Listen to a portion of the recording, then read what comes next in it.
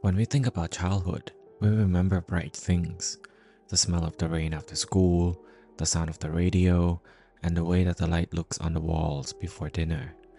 But sometimes, what we remember most clearly are quiet things: the corners of old rooms, the toys we stopped playing with, and the objects that always seemed to watch us growing up. When I was a child, my family lived in a old wooden house on the edge of Dalat. It was the kind of house that creaked whenever the wind passes through. Every board seems to remember the people who walked on it before. In my room, there was a tall wardrobe, a dark brown, heavy curved with flowers along the edge kind of wardrobe. My family said it had been there long before we moved in. She told me not to open it too often because it belonged to another person's house. Back then, I didn't think much of it, but as I grew older, I started to remember little things: the smell of incense that drifted out at night, and the faint sound of humming when I couldn't sleep. And one memory had never left me since I was a kid. I must have been 8 or 9 by that time. My room was small, just big enough for a bed and a wooden desk and that wardrobe in the room. It stood against the far wall besides the window, where the light from the pine trees outside of my house would flicker across it in the afternoons. The wardrobe was made out of a dark brown wood, the kind that smelled faintly of smoke and oil. It had two tall doors with curved flowers running down the middle and a brass handle shaped like wine. No matter how many times my mother had tried to polish it, the metal never shined. It stayed dull, like it was absorbing the light instead of reflecting it. During the day, I barely noticed it, but at night, when the room went quiet, it had a presence, like a person standing very still in a corner, watching me sleep and always listening. Sometimes I catch myself glancing at it before sleeping, just to make sure that both doors were closed all the way. Sometimes they were, and sometimes there would always be this tiny gap, so small I couldn't tell if it was a shadow or the door itself living open. I used to tell myself it was just the wood warping or the breeze from the window. Once, when I pressed my ears against the wood, I thought I heard something.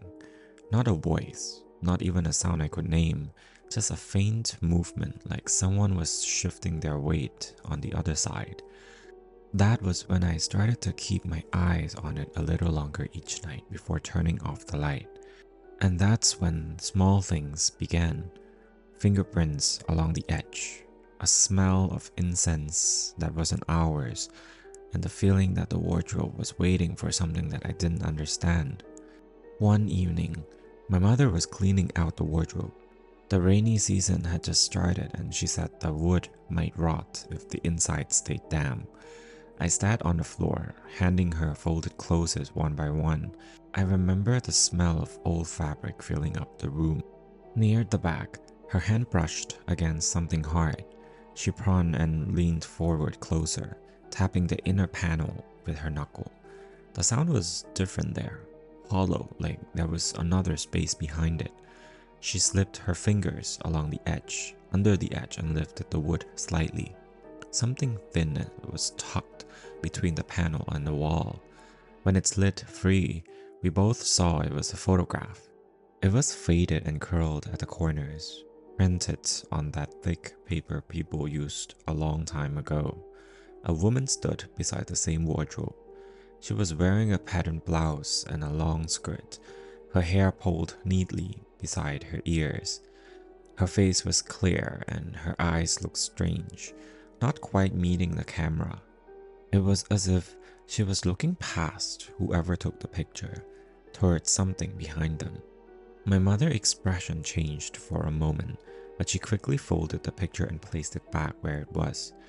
"Don't pull things off the wall, Con," she said quietly. Then she closed the panel again and continued arranging the clothes as if nothing had happened. That night, I couldn't stop thinking about her eyes.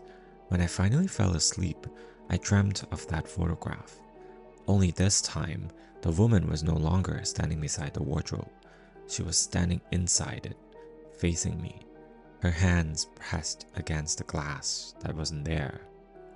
A few nights later, I woke up to a sound. It was a soft, almost polite sound. 3 faint knocks, followed by silence. At first, I thought it was the wind shaking the window, but the sound came again. 3 knocks, exactly. Slow, steady, from the inside of the room. I turned on my side and facing the wardrobe.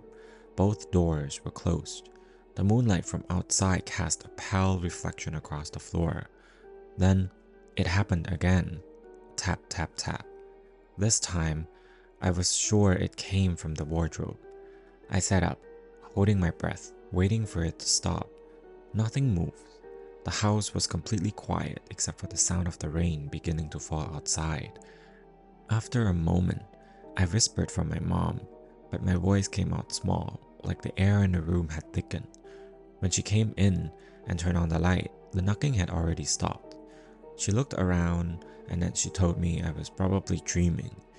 She smoothed the blanket over my legs and told me to go back to sleep and left the light on. But even after she closed the door, I could still hear it. The sound of the knocking, 3 times, faint and deliberate, like someone knocking from a long way behind the wood. I pulled the blankets over my head and kept my eyes open until morning. The next afternoon, my parents went out to visit a neighbor. The house felt unusually quiet without them. Outside, the rain had stopped and the air smelled of wet soil and pine. I sat at my desk, pretending to draw, but my eyes strangely kept drifting towards the wardrobe. All morning, I couldn't stop thinking about that sound from that night. It wasn't a dream. I knew it wasn't. Curiosity finally won. I stood up and walked over to the wardrobe. The brass handle felt cold under my fingers, and for a moment, I just stood there listening. There was nothing. Nothing at all. So I pulled the door open a little. The smell hit me right away. The old wood, incense, and something else underneath. Something like a damp cloth left too long in the rain. Inside, my clothes hung neatly on one side, exactly where my mother had arranged them. But in the middle, where there should have been a space, there was a dress that I have never seen before. It was pale cream, almost yellow, with small embroidered flowers along the hem. The fabric looked delicate and old, like it would tear if you touch it too hard. I stepped closer, staring at the pattern. It was beautiful in a quiet, old-fashioned way. Then I remembered the photograph. The woman beside the wardrobe had been wearing that same dress. My chest suddenly felt tight. I reached out almost without thinking and brushed the edge of the sleeves with my finger. It was cold, not the cold of the fabric, but something that felt like the air from a deep place, heavy, still and dry. I closed the door slowly, and the smell of inside the wardrobe still lingered in the room. Faint, but it was impossible for me to ignore. That night, I dreamt again of the wardrobe. This time, the door was half open, and the dress was swaying gently on its own, as if someone had just walked past it. That night, the air felt heavier than usual. Even when the window was shut, I could smell the rain from outside, mixed with something faintly like sweet and burning incense. I lay in bed, staring at the ceiling, listening to the slow ticking of the clock in the living room. Everything was still. Then, from the corner of the room, I heard it, a soft creak. I turned my head towards the wardrobe. The left door had shifted slightly, just enough to let a thin strip of shadow fall across the floor. I sat up. The wood made another quiet sound as if it was settling. Then the door moved again, back and forth in a slow rhythm. It wasn't being pushed by the wind. It was moving like something inside was breathing. The smell grew stronger. Old wood, incense, and something damp, like the air after rain. I climbed out of bed and one step at a time, my feet pressing against the cold tiles. Each time the door moved, The brass handle caught a little glint of light. When I was close enough to see my reflection in it, I stopped. The door was open just enough for me to see the darkness inside. It wasn't pitch black. There was a shape. At first, I thought it was the dress, hanging where I had seen it before. But as my eye adjusted, I realized there was something behind it. A pale curve, the outline of a face. Then I saw it more clearly. One eye looking right at me from the narrow gap. The skin around it was wrinkled, stretched thin and dry. The eyes were alive, alert as if it had been waiting. The eye didn't blink, and then it smiled. Suddenly, the corner of its mouth rose higher and higher until lips parted, revealing small, uneven teeth, too many for the space of one mouth. I couldn't move. The smiles just stayed there. It didn't move, like it knew I had to look away first. When I finally did, I ran. I burst through my parents' door and didn't stop until my mother turned on the light. The next morning, everything looked ordinary again. The wardrobe stayed there like it always had, heavy and still, and the white curtain beside it fluttering gently in the morning breeze. If I had not seen what I saw, I could have convinced myself it was just a dream. Then I remembered the smell, that thick, smoky incense that clung to the air, the kind that only burns in temples for the dead. It lingered faintly in the room even after my mother opened all the windows. My father came in after breakfast, annoyed that I scared my mom in the middle of the night. He checked every corner of the wardrobe, inside, underneath, and behind it. There was nothing there. When he tried to move it away from the wall, he couldn't. The legs were sunk deep into the wood of the floor, like the house itself had grown around it. He gave up after a few tries, wiped his hands on his shirt, and told me to stop imagining things. That evening, my mother said we would switch rooms. She didn't explain why, but I could tell she had already decided. She covered the wardrobe with a white sheet before we left, tucking the corners tightly so it looked like a tall figure standing quietly in a corner. For weeks afterward, I avoided that side of the house. But for some nights, when the wind blew through the hallway, I could still smell incense drifting faintly from the behind the door. It would fade quickly like a breath leaving the room, but it was enough to remind me that the wardrobe was still there, waiting. Years has passed and I left Dalat for the city, and for a long time, I never thought about that house again. Life moved quickly. New rooms, new furniture, new sounds to get used to. But every now and then, when the smell of incense drifted through a neighborhood temple, I would think of that wardrobe and the space behind its door that never seemed to completely empty. Last year, I went back to my home for work. Out of curiosity, I passed by the old neighborhood. The house was still there, though the roof had been replaced and the garden was overgrown. Someone else had lived there now.